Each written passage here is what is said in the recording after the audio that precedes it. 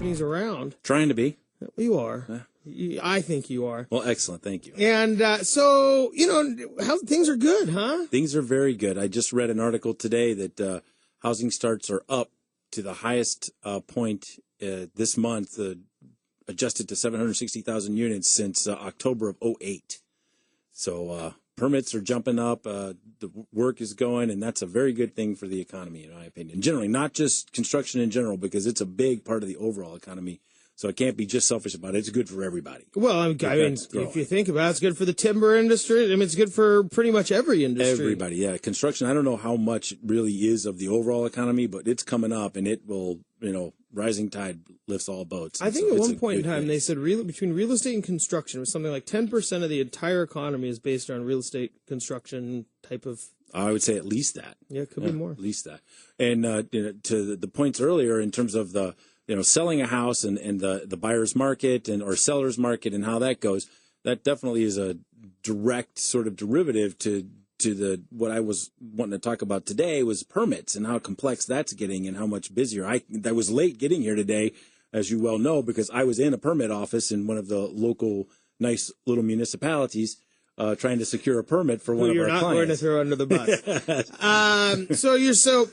That's the permit office, man. I mean, for a few years, there was nobody in line there, was there? Well, there was not that many people in line, but like any business, what the county or the city did was they let go a lot of staff. And so they're always trying to work to 120 or 30% of the staff that they have. And so they let go of 70% of their staff. So the 10 people they kept were all overworked for the way less permits that they had or permit applications that they had. So there was still long lines. There were still complex, and it was long still because they had such a small crew doing it. The benefit was that they kept, generally speaking, the best people. Well, what goes into a permitting process? I mean, you always hear when people are going to build or construct their home or remodel it, oh yeah, we're waiting on permits. Exactly. What on earth takes so long to get permits? I mean. Well, it's a complex thing, and it's not just the permit itself. It's the work leading up to actually applying for the permit that is half the battle. What is a permit? Well, a permit is, in essence, permission from the governing municipality. If you're in the city of Kirkland, then it would be the city of Kirkland that would issue your building Kirkland's permit. Getting lots of love today, man. Kirkland's getting lots of love. Or Redmond or Bellevue. But if you live in unincorporated King County and there is no city, then King County is your building permit office where you would go. And so all of these municipalities run a building department. They call it planning and development or community service or whatever it is, but in essence, it's the permit office. And so you have to put together a set of drawings that are complete and detailed that describe the work that you're doing and then have all kinds of other superfluous information that they want to have on there. The site plans and what directions north and all kinds of different things. Seriously, you have to put that on there. If the compass rose isn't on there, right, you'll get redlined on it, and they want it on there the correct way. Aren't they typically on their plat maps? I mean, isn't it like? But it's on the plat map, but they want it on the site plan for the job itself, for the lot. That makes sense. So they know, but it's a million little details. And so all the work, because when you submit for the permit, this is what it is that you're asking to build. You're saying, we want to build it this way. Then they examine what it is the plans are, and you have structural issues, you have lateral issues, the code, so the thing's not going to fall down or be unsafe. And then you have electrical code where you have to have plugs every 12 feet, and those you have to be able to turn on a light when you walk into and exit a room. The minimum code things that you have to have.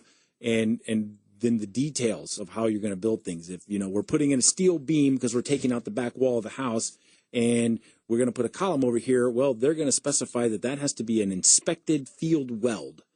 And so then we have to bring a portable welder out. We have to weld it. Then they have to come inspect the weld. I mean, it can be a million things. So the permit process is getting permission to build.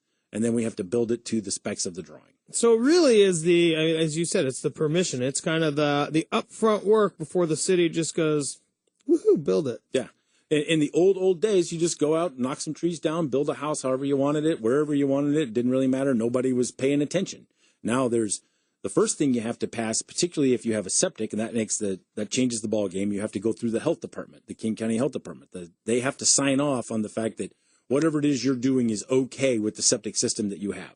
the building department won't even look at the drawings until the health department green lights it. Even if you're doing a kitchen remodel or whatever it is, it doesn't affect it, but the health department has to say it's okay. Then the building department will look at it. So it can take 10 weeks, 12 weeks, 14 weeks. This seems like part of the reasons that people really can't do remodels on their own. I mean, if you're just trying to learn the permit process, that to me would seem like that could be a real difficult task in itself. Oh, yeah, you definitely don't. That's something that... Let alone screwing up your own kitchen and having somebody come fix that's it. a whole separate issue. You just to get involved in that and go down and try and do it is such a can of worms of how you manipulate and maneuver your way through that you're way better off having someone who's done it before do it. It's not anything you want to learn. If they're not done right, I mean, is it big red flags? Is it kind of like, oh, back of the line? Well, there you always get what are referred to as corrections when it comes back, and it's typically a letter that highlights these points that they want to have changed, and then they redline the drawings. They use a red felt pen. It's called redlining, and then we make the changes and then resubmit. Resubmit for corrections, and you wind up at the top of the list, but at the bottom of the corrections list. So you get that handled quickly. You don't go to the very Sounds bottom. like the mortgage business. You get their underwriting, and then you go sit in the dock line, and then you go sit. It's like a lot of hurry up and wait. A lot of hurry up and wait, and then if there's anything you have specific issues with fire sprinklers or, who knows what, then that could snag you. And the health department for septics, for those with septics, is another big hurdle you have to get around. So before you even, we're here with Charlie Carter with HomeBridge Builders. Charlie, we have a couple minutes left before we have to go to break.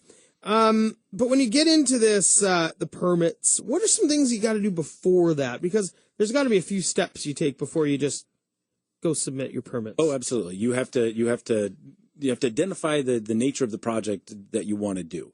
The more complex permit, the building permit, is something when you're making structural changes or you're doing an addition or you're putting a second floor on or something like that. You can get an over-the-counter electrical permit to just rework your kitchen and not really need a building permit proper for that. Just like we're just going to bring in drywall, we're moving. So you get electrical permit, you get a gas permit if you're moving the gas line, you get a heating permit if you're changing any ductwork, that kind of thing. But the bigger projects require the real permit. So you have to identify your project. You have to find somebody to draw it.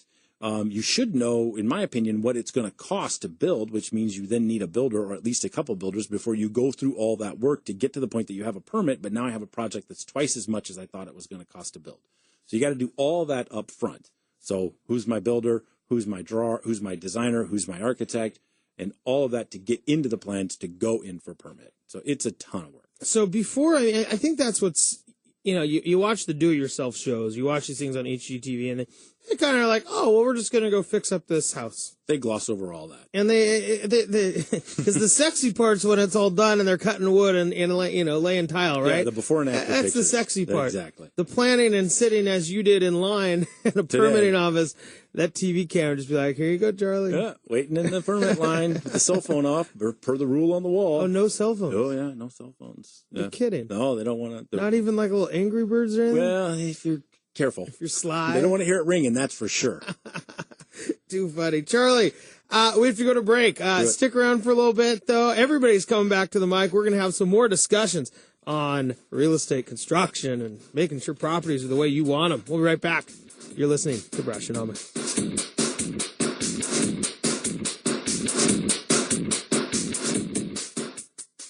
Hey, if you like the sound of Charlie Carter's constructive advice here on the radio, why not jump online right now and make yourself at home at HomeBridgeBuilders.com. Check out the portfolio of gorgeous projects we've already finished. Walk through our process step by step. Learn more about Charlie's background and contact us with a click for a complimentary review of the remodel you've got in mind. That's HomeBridgeBuilders.com.